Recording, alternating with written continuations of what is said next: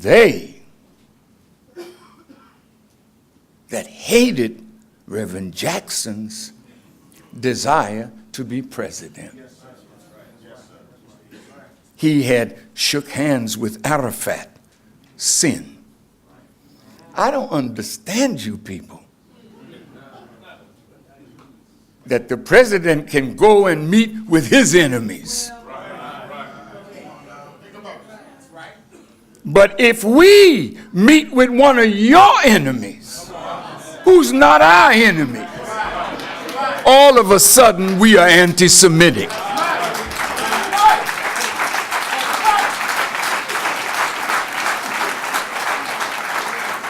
Every black man of consequence was called an anti-Semite.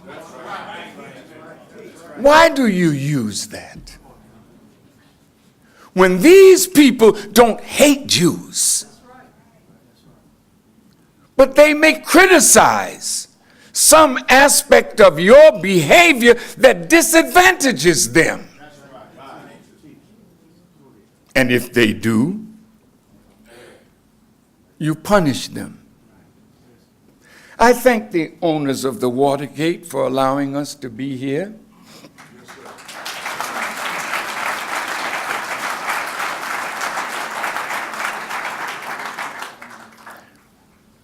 We had a display of a book that our scholars had researched called The Secret Relationship Between Blacks and Jews. And of course, they were a little upset. Yes, sir. Yes, sir. And they didn't want it up there, but I do. Come on. Yes, sir.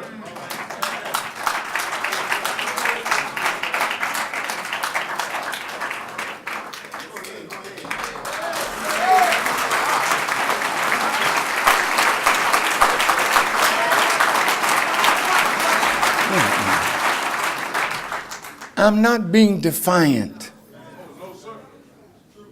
But we paid for this room.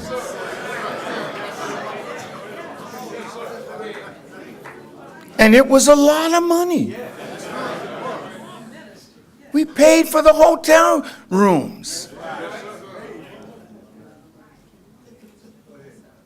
So if we want to display this, I sent for the owners. Come down, sit,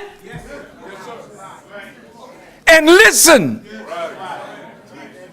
Because this book is not anti-Semitic. It is truth of what has been done to us by your people.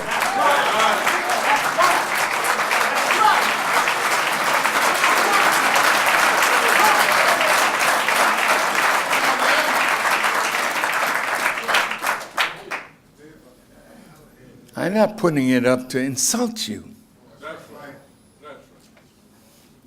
But you need to study your own history if you don't know it.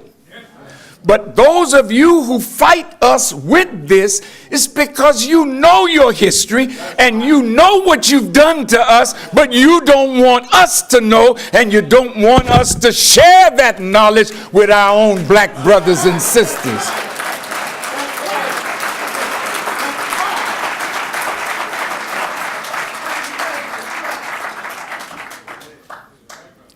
So I started defending Reverend Jackson. I was not anti-Semitic.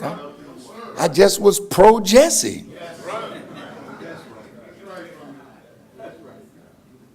I saw Jesse as a kind of hope for us because he had that charisma. He was so handsome and so brilliant, and he wanted to galvanize us to vote for him. And he asked me to help him. I said, sure. Yes, sir. After I discussed it with the board, we raised $25,000 for Reverend Jackson. The FOI started protecting him and his family. I didn't know what the story was, but when I heard Jesse that Milton Coleman, he was talking to him. Right. And you know, black folk use a lot of slang. Well, you white people, you know, you have names for us. Oh, yeah. When you're with your fellow thieves and robbers, you know, you call us niggers and jigaboos and coons and monkeys. Yeah, you've had a field day. So Jesse, being from the hood, he called New York Town. I don't want to rehearse something that got him in trouble. I've been in trouble for 30 years now. But my point is, that's a slang term to say that the Jewish people have great control and power in New York City. That's all. So we used to say, if we come into the ghetto, we're going up to Spookville.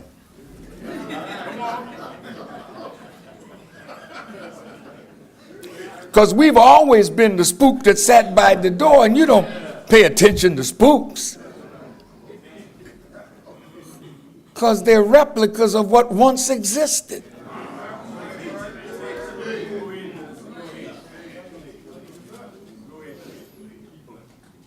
On the night of February 25th, the night before our Savior's Day convention, we are all backing Reverend Jackson, and the Prime Minister of Jamaica comes up and he's on the rostrum, and oh man, people are just backing Jesse and the MGT, and came out on the stage.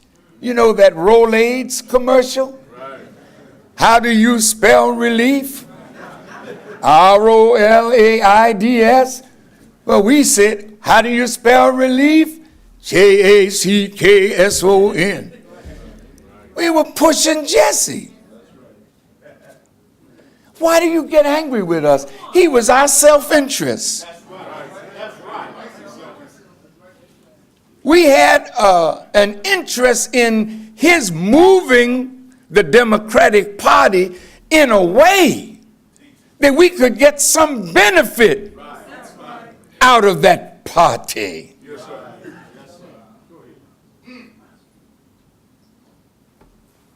So I defended him that night, and I said, if you harm Jesse, he'll be the last black man that you harm.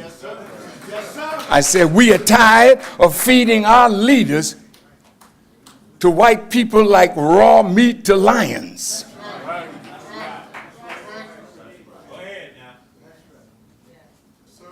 Well, the next day, I was called a black Hitler. A black Hitler. Now I'm going on 85. I never have been arrested. I haven't beaten up nobody, shot nobody. What have I done that I'm persona non grata except speak the truth and refuse to bow down?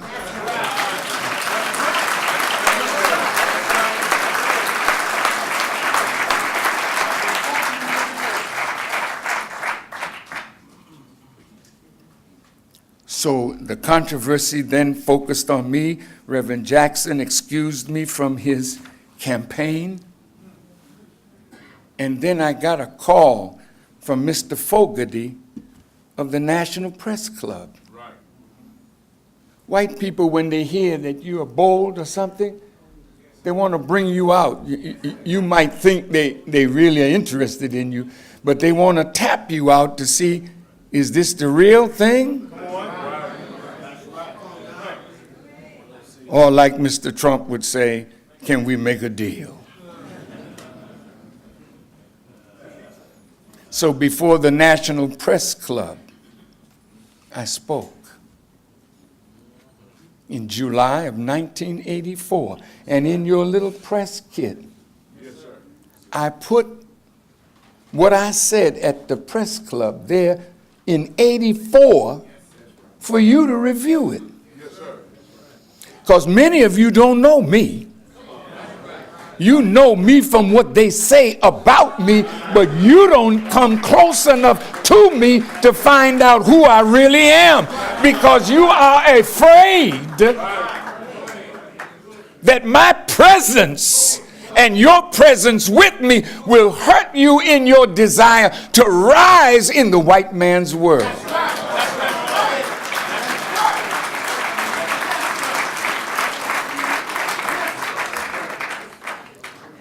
Did you know that Ronald Reagan said any problem that America has, the solution can be found in between the two covers of the Bible? He said that. So at the press club, I presented a solution to the black-white problem from Scripture. Bible and Quran. And many of you that call yourself Christian and Muslim, you read the Quran and the Bible as long as it don't condemn your foolishness.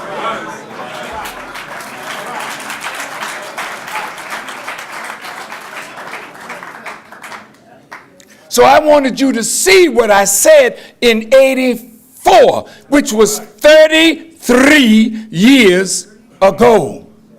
The very next year, I made a speech in California at the Forum. Over 19,000 people showed up. And members of the Jewish community were marching, saying, "Who do you want?" Farrakhan. "How do you want him?" Dead. After I spoke, it was a hot lecture. Yes, sir. I mean, fire, you know. And my teacher told me that when you light a fire, don't stay around and watch it burn. So I'll be out of here after today.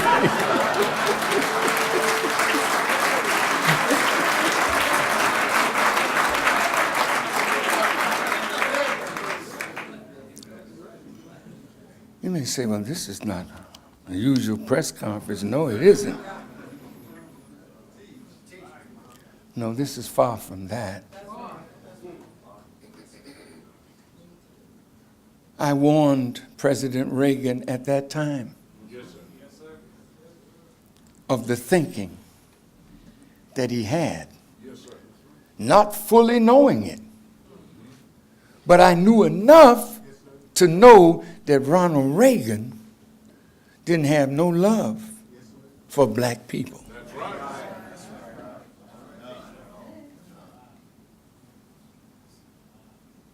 The next year, 85, after the Forum, I go down in Mexico. And on the night of the 17th of September, in a vision, I was carried up on the top of a mountain there in a sacred valley in Tepoztlan. Right. There's a temple at the top made like a pyramid, yes, but it's a monument to the Christ figure of Mesoamerica, Quetzalcoatl. And there I was at night in a vision-like experience. And one of these UFOs came over. I had people with me in the vision. When we got to the top of that mountain, this wheel-like plane came over. 3 legs came down from it. I thought it's going to land on the mountain. I said to Jabril, come on with me. And a voice said, not them, just you. So I walked forward. And as you've heard me say it many times, and I am not drunk nor crazy or a liar. See, when you have an experience, you say it the same way every time. And a beam of light came out of that wheel and drew me up into it. And I knew it was taking me to the mother wheel.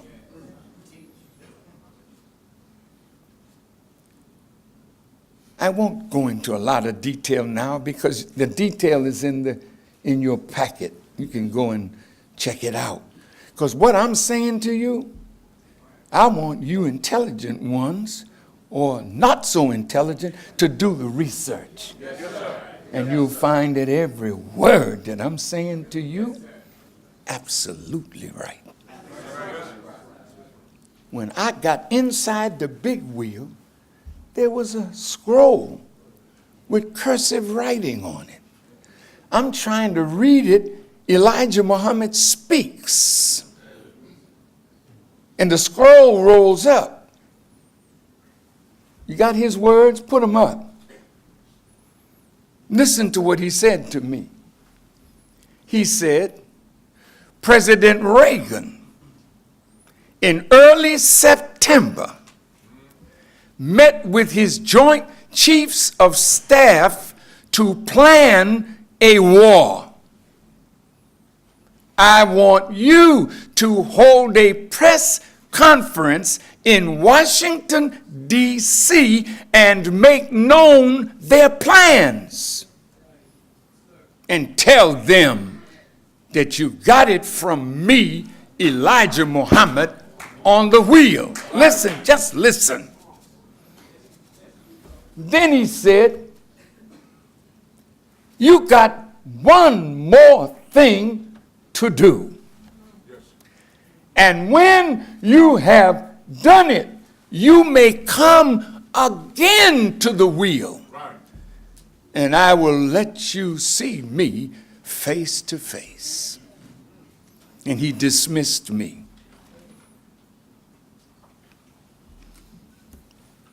What he said to me, these words that you saw, he told me before he departed from us. He said, brother, the first scientist speaks in formulae. The second scientist has to break down the formula into paragraphs and give you the message.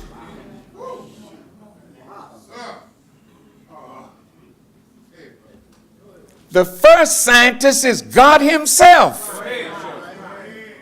He don't use a lot of words. He speaks in formula, which is a mathematical expression of symbols that you have to study and deepen your understanding, and then from the formula you can express what is hidden behind the symbols.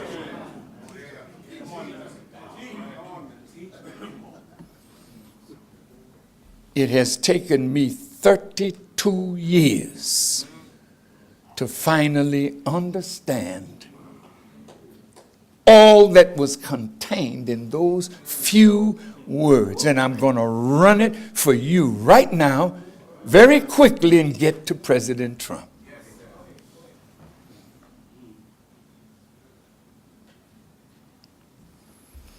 To me, Elijah Muhammad is the first scientist. For me. Like it was when God made Moses a god over Pharaoh and made Aaron his prophet or messenger to the people. I've been among you a long time.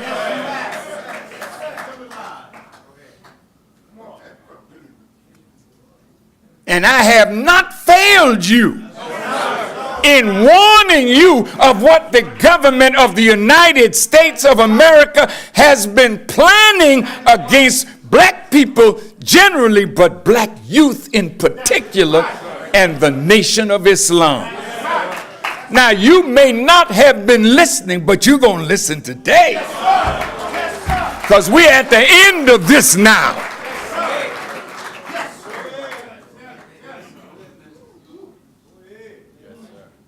I had to think about this. Reagan met with the Joint Chiefs of Staff, okay, in early September. Wow. But I don't know who the war is against. He didn't say. That was for me to study. But the formula was so deep. I went on a tour, world tour, and while I was in Africa, boy, America, you have been something, because you knew when you heard me in '84 that Elijah was back. And he was back in that young man that was talking. He's back today.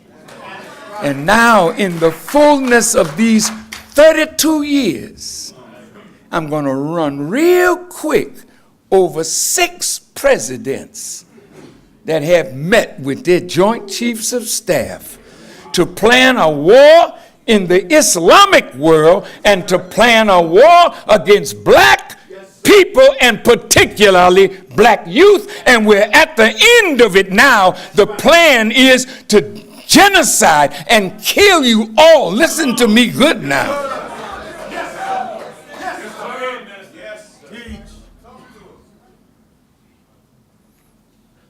I'm going to drop it in the president's lap because he's the last one. Yes, sir. Yes, sir. Yes, sir. Go ahead. Yes. Reagan ain't never loved us. When Reagan was the governor in California, he and Edwin Meese, who later became his attorney general, they were planning war games in California. And the war games were not against some foreign enemy. The war games were against black people. And this has continued from 6 presidents. And the slickest of them all, Tricky Dick was before. But Slick Willie, you caught more hell under the Clinton administration, and you thought he was our first black president. But I want to run the presidents down so you could see that the government of America has been planning our demise.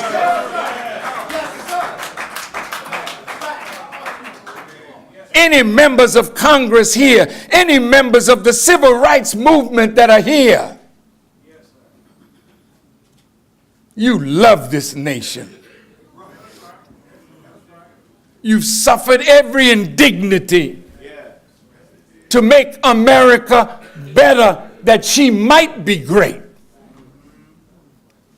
And every time you forced her to make a law that was in our favor, they came right behind that law with skill and chicanery to make the law of non-effect. This started in 1876 in the Hayes-Tilden presidential election. It was so close they didn't know who it was, who the winner was. So they met here in Washington at the Wormley Hotel. It's not here now. In 1877. But the election was in 1876. Thank you. I know what I'm saying, brother. I need help, though. But when I need it, I'll call you.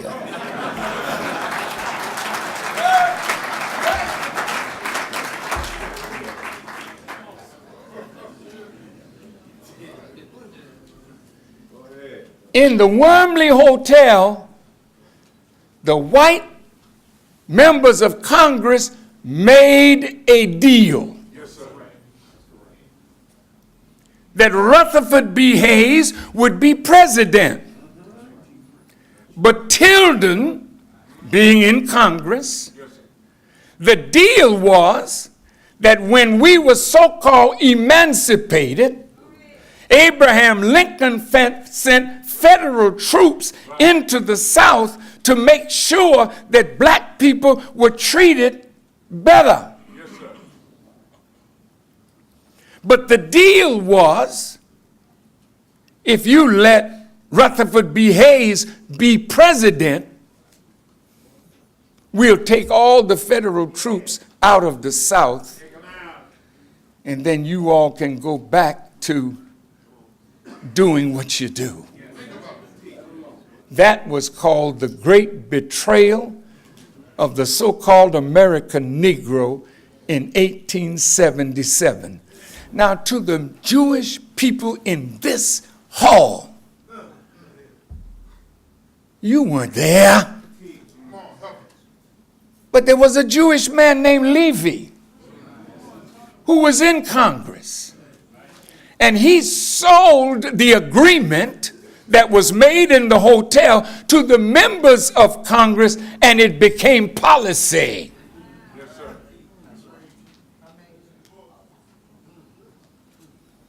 And Reconstruction then was over.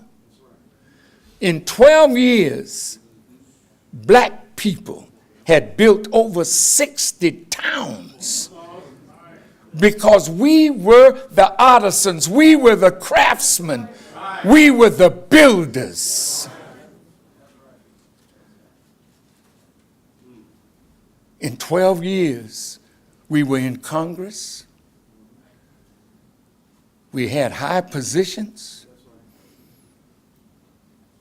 But after that agreement came the Ku Klux Klan, the Night Riders, slave codes, black codes, and members of the Jewish community who owned a lot of the plantations. Please don't get angry and upset, because this is real history.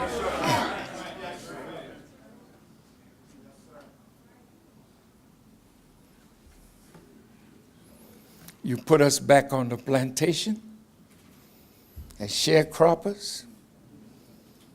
You began riding down on us, and if any of us escaped the plantation, many of the Irish that were coming over were they call them the paddy wagon. They would come after us and bring us back to the plantation. Those were hard days. Hard days. Guess what? When the Emancipation Proclamation so-called set us free, we were the builders, we were the architects, we were the brick masons, we were the carpenters, we were the plumbers, we were all of that. If you saw a white man with a hammer in his hand, he was going to beat some black man, but he wasn't building nothing.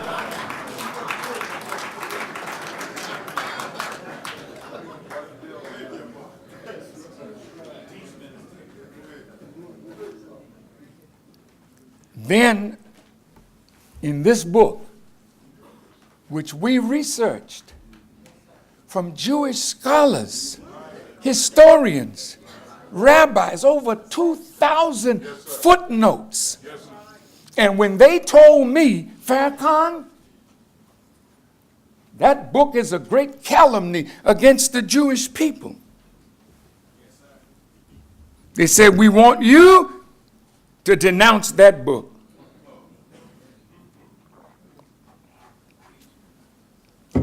Because it's false.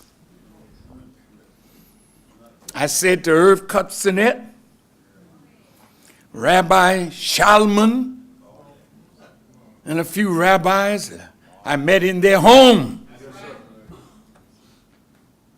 They said, Farrakhan, you must denounce the book.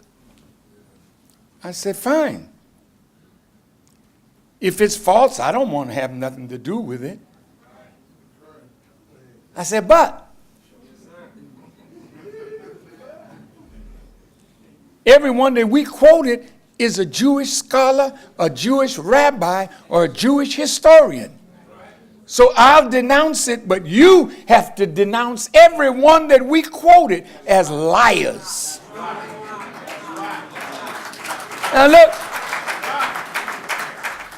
all is fair.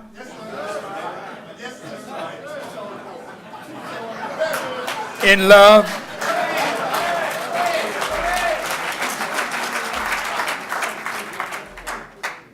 They told me, if you want our friendship, we have to watch you over a protracted period of time.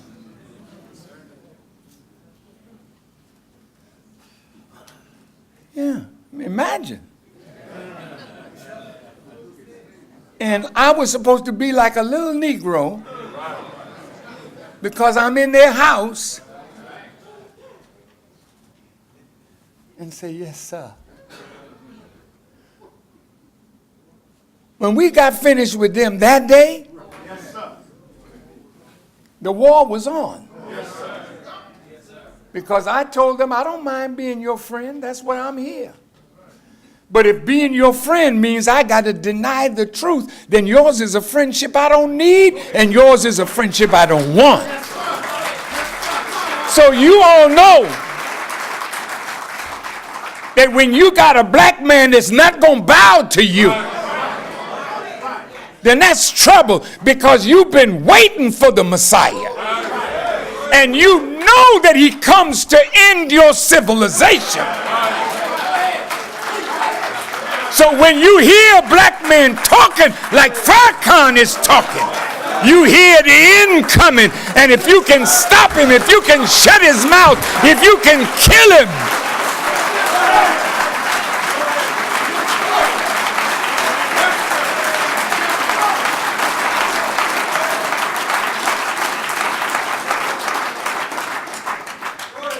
Ronald Reagan wanted to kill Gaddafi.